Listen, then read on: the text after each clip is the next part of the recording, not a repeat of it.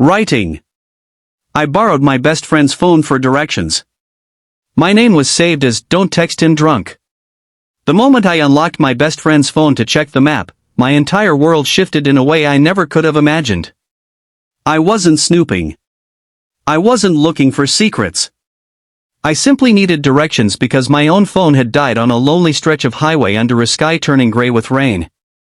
His contacts opened automatically, and there it was, my number, staring back at me with a name that made my heart stop beating for a second. It didn't say my name. It didn't say best friend. It didn't even say anything funny or sarcastic.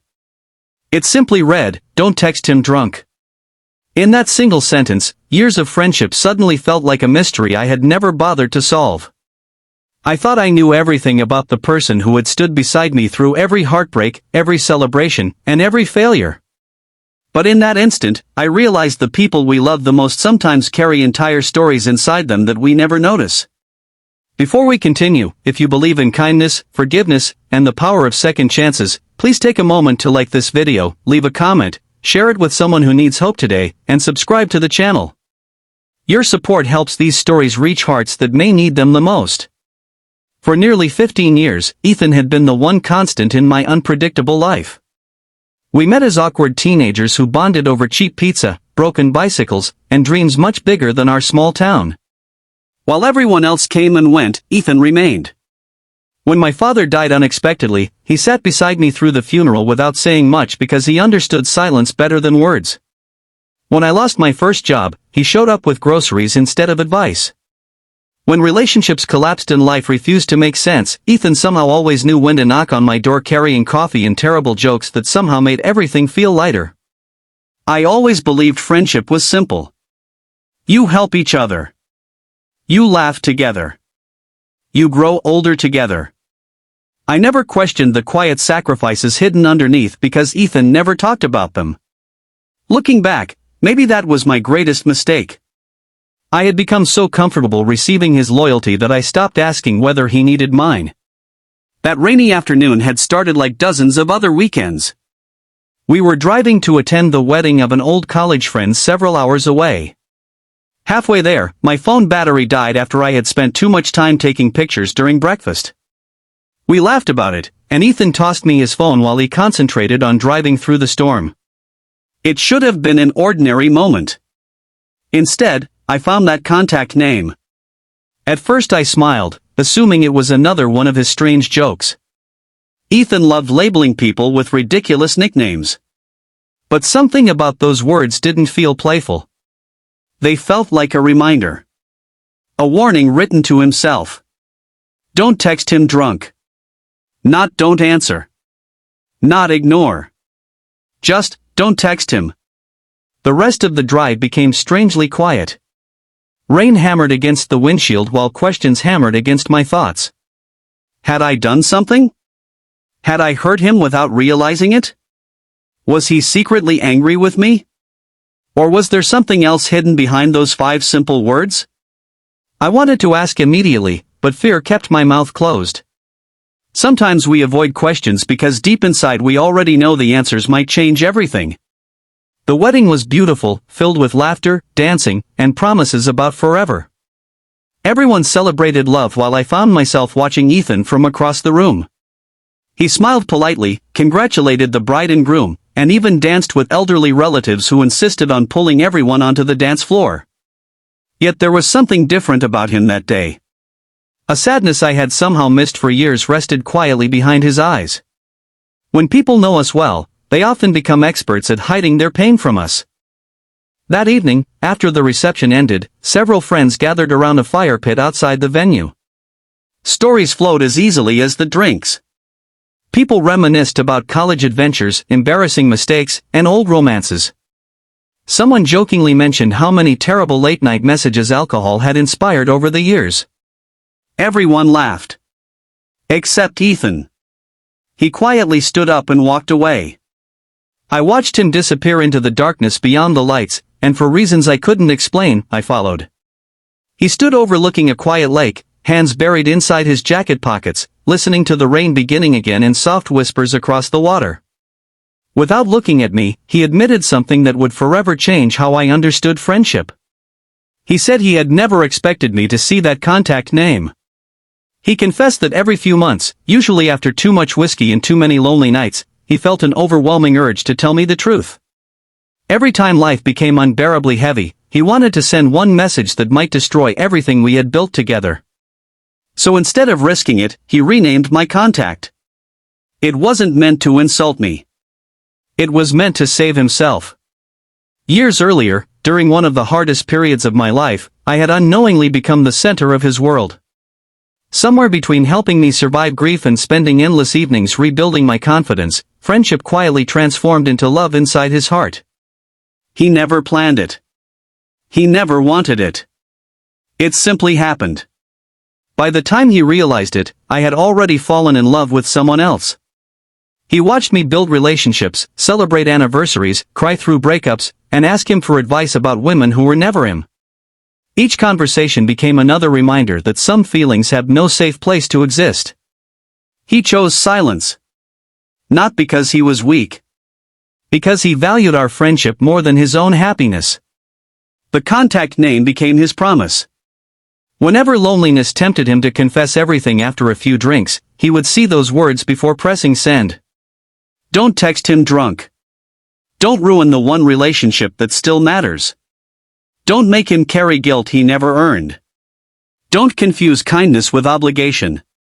Standing beside that lake, I felt something inside me collapse under the weight of everything I had failed to notice.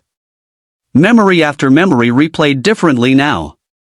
Every cancelled date because I needed help moving apartments.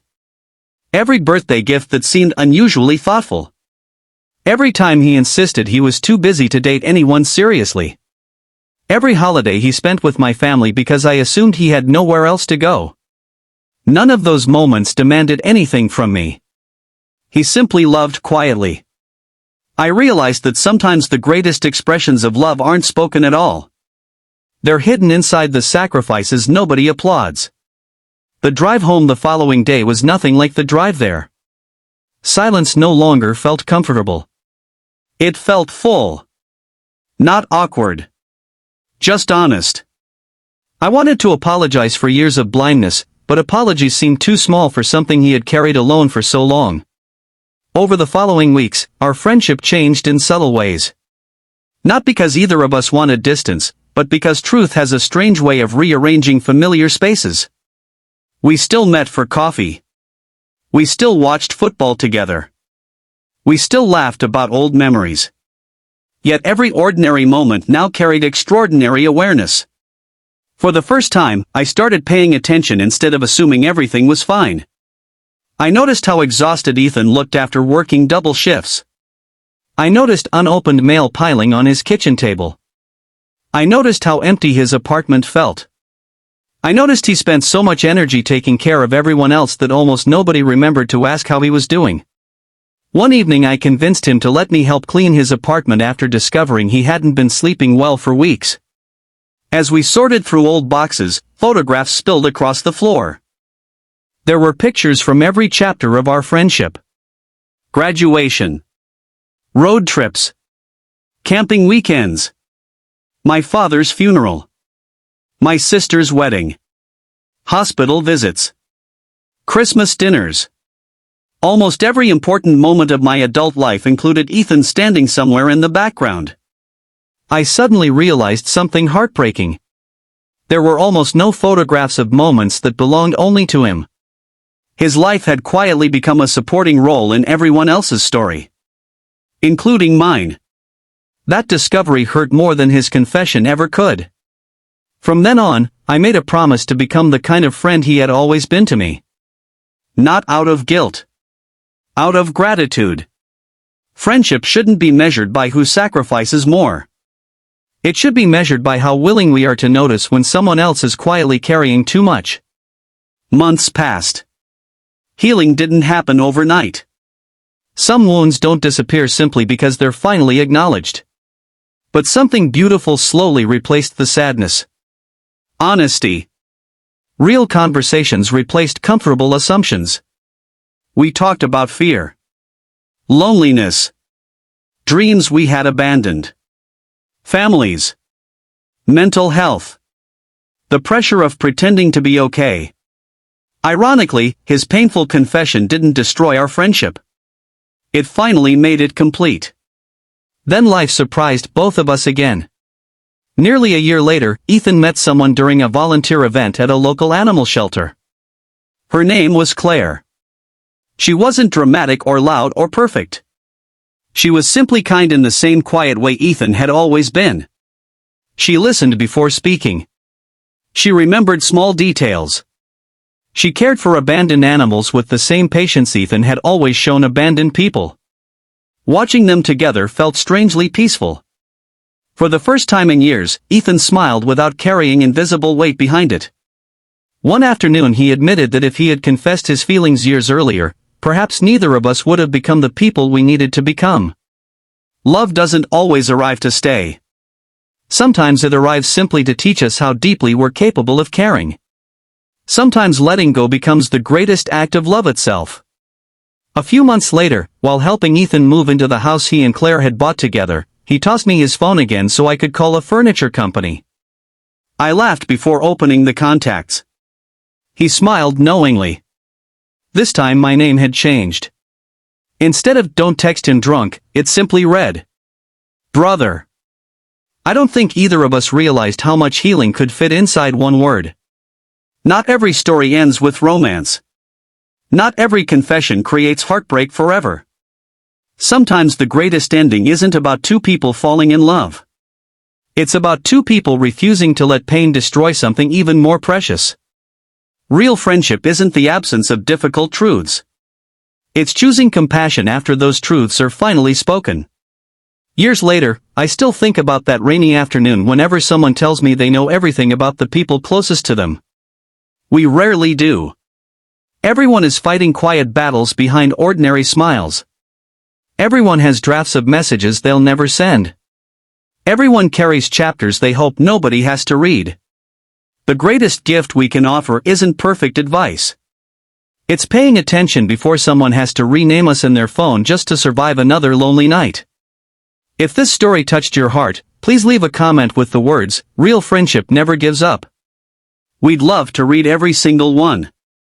As this story comes to an end, if it reminded you of someone who stood beside you through life's darkest moments, please like this video, share it with someone you care about, leave your thoughts in the comments, and subscribe to the channel. Your support helps keep stories like this alive, reminding people everywhere that kindness is never wasted and that sometimes the quietest acts of love become the most unforgettable. That rainy highway disappeared behind us long ago, but I still remember the feeling of seeing those 5 heartbreaking words glowing on a phone screen. I thought I had discovered a secret that would end a friendship. Instead, I discovered a truth that taught me how to become a better human being. Sometimes the people who love us the most ask for nothing, expect nothing, and quietly carry impossible emotions just to protect our happiness. If we're lucky enough to recognize that before it's too late, we receive something rarer than romance and stronger than time.